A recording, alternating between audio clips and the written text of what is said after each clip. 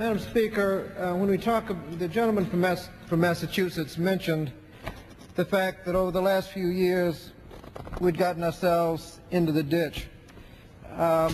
This shows the ditch that we're actually in.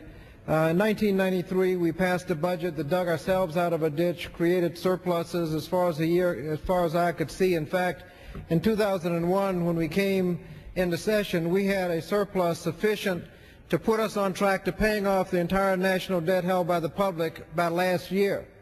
Instead, we had a complete collapse of the budget beginning in 2001, and no telling where this line is going to end up. It took us 8 years to get into this ditch. During the good years when we had fiscal responsibility, not only were we on the way to paying off the national debt, we created record numbers of jobs. We had a median income increase of about $7,000 per family. The Dow Jones Industrial Average more than tripled. And now we have a situation where we had the worst job performance since the Great Depression. Median income actually down when adjusted for inflation. The Dow Jones Industrial Average worse than it was when it started. It took us 8 years to get into this ditch. In this budget, we have an urgent situation. This budget will cut the deficit in half in 4 years. Now, that is not the end of it. That's not enough. Cutting the deficit in half is not enough. But for 1 year's work, that's certainly a good step getting us out of a ditch that took 8 years to get us into.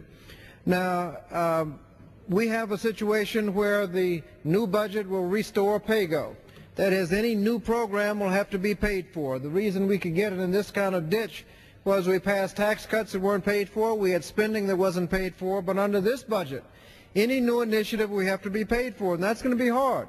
We're talking about energy initiatives, we're talking about healthcare initiatives and education initiatives. It will be very expensive, but none of them can go into effect unless they're paid for with other spending cuts or with tax increases. Everything will be paid for.